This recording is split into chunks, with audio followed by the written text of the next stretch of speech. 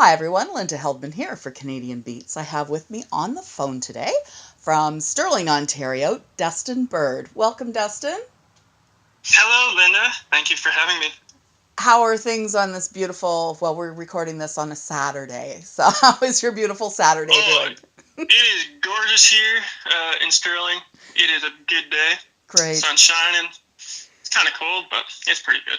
And the fall colors. I did a trip to Toronto this week and came back, and I noticed even in a week from my traveling, the fall colors are absolutely spectacular.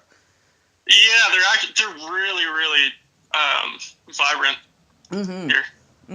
It's great. So we're here to talk today.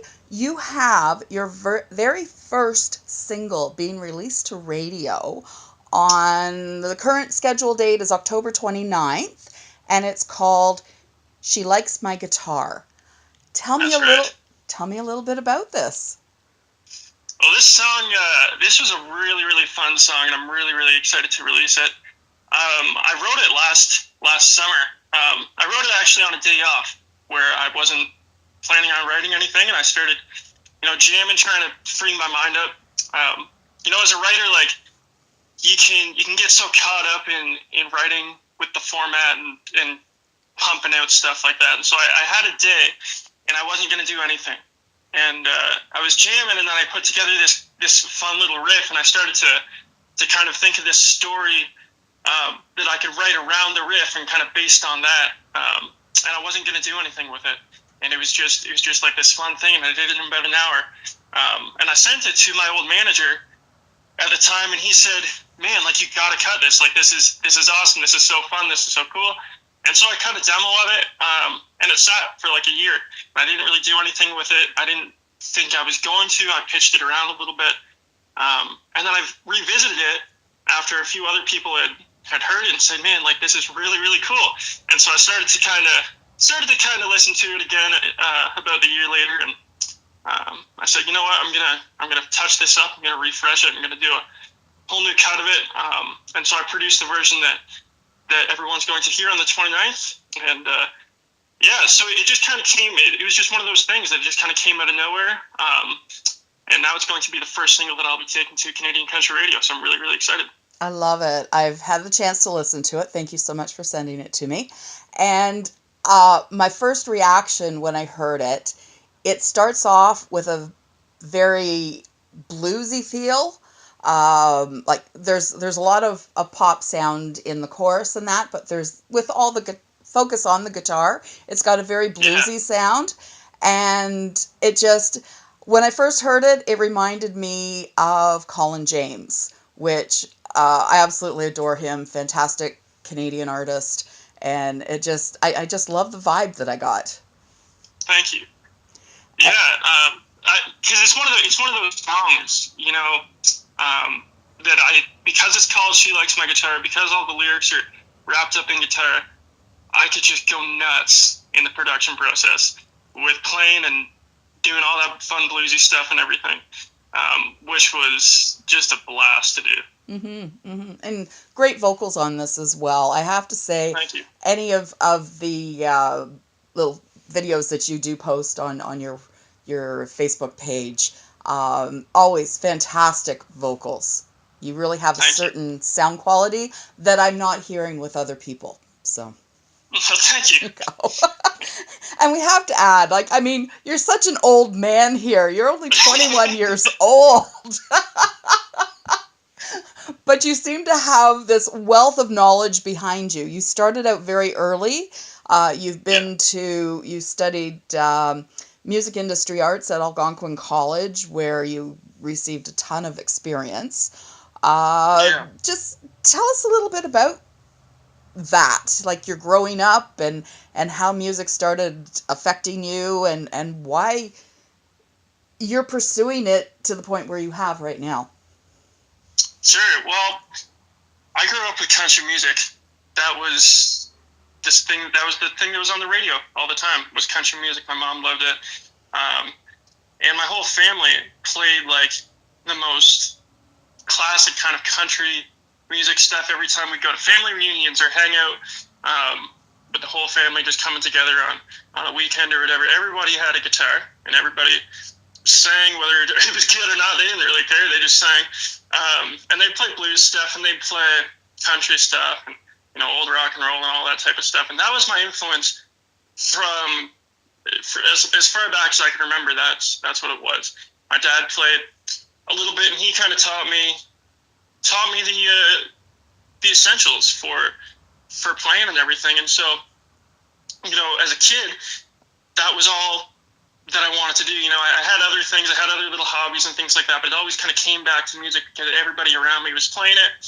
My mom was a huge fan of country music, and so everything tied back into that. And as I got into high school, I wanted to make it. Like I was itching to create the stuff, to cut records and to do things like that. And so I started to get into production. Just with GarageBand, I just had a Mac and GarageBand, and I pump out like 40 or 50 songs a year throughout my whole high school experience, just trying to figure out how to do it and how to make the music that I wanted to make. And I did all types of genres and things. I remember like dubstep was really hot back then, so I would like try and make these like dubstep tracks and like these Bieber style tracks, and I do all types of weird stuff to try and feel out my sound and figure out what it was that I wanted to do. Different artists would come along. Ed Sheeran and John Mayer was a big influence too, and so I started to write like those guys, and I was trying to produce like all the pop guys, and I was really trying to figure out how I could do all of this and tie it back into that like essential country sound that has always influenced me, that still influences me, and that I just love. So I did it all through high school, and I went to Algonquin College, like you said, for music, for audio engineering and music business and whatnot at their music industry arts program. And I learned how to do it properly. And so that was really, really great. I did that 2014, 2015. And coming out of that, I did my first EP called Gratification, which was really just a mess of different sounds and different styles, with everything, that I took from college, and just trying to put it all together, trying to figure out who I am as an artist, and feel it out. And I started diving more and more into the country thing as I played more shows, did more things like that. And and just over time, that's brought me here. So now I produce for myself as well as other artists. I produce this track. I write all the time, and yeah, so that's kind of what brought me to this point. It's just been nonstop music. Awesome. I love it. You wrote this, you produced it. Where did you record it? I recorded it here at home. Oh, okay. Awesome. Yeah. So I do most of my stuff here, and I'll hit some other studios every now and then for different things. But like I said, this song came out of nowhere, came out of thin air, and so a lot of the production was just done here. And when I revamped it, I did some extra stuff and whatever. But yeah, most of it just came right out of home. Mm-hmm. Great. Well, even though you're an independent artist, you still have to have a team. Tell us some of the people you've brought on board to help you promote this single. Yeah, so building the team, I think, is a really, really crucial component, particularly for any artist. But it's really important, I think, to find the right people to help you launch. And I had a manager, like I said, back last year, who ended up passing away from cancer, and so we kind of had a team built up. A lot of it was based in Nashville and everything, but since then I've started to rebuild up here in Canada, and I want to put a big focus on Canada, the Ontario scene, this whole northern part of the world, and so I've been trying to find the right people to help me carry it out. And so I found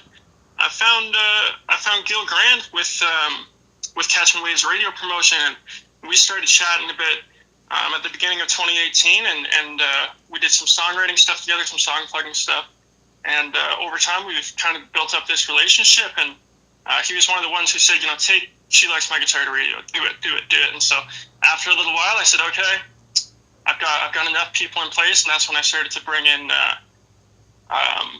Matt Martin from Echo Sims which is a digital marketing agency in Kitchener, and Jim Dunlop, who's the executive producer of this whole launch. He was another one that I brought in to help carry it out. So there's been a lot of time trying to figure out exactly who's going to be the right people, and there's going to be more and more people coming on, I'm sure, and I'm really, really excited for it.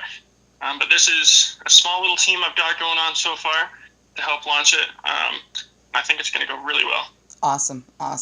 Well, I'm familiar with Matt. We've shared drinks together, the three of us, and he's a great guy. He also does a lot with Amanda Jordan, and he's a fantastic guy. And I can't say enough nice stuff about Gil Grant. I mean, Gil's awesome. I've been doing work with him, and he makes it so much fun. Really does. Angela Siracusa, who is also part of Catching Waves, she knows her stuff. She's doing really well. They're a great team at Catching Waves, so really appreciate what they're doing.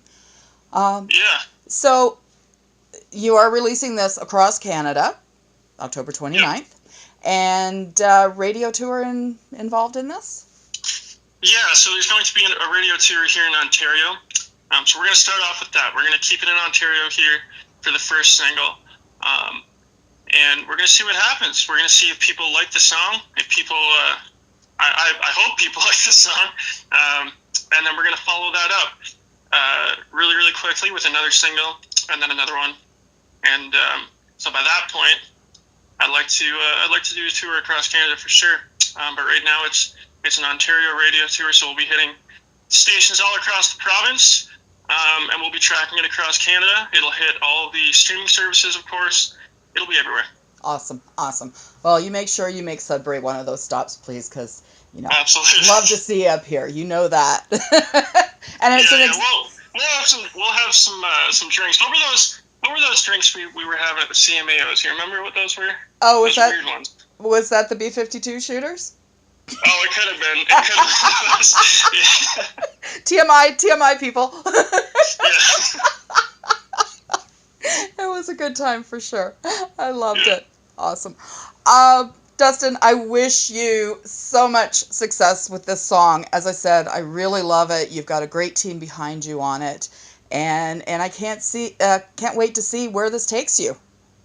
Thank you so much. Thank you so much for speaking with me today. Dustin Bird, we will put up his socials, and please check out the song. If you like it, request it at radio, and we look forward to seeing and hearing so much more from Dustin. Thanks so much, and I am Linda Heldman for Canadian Beats.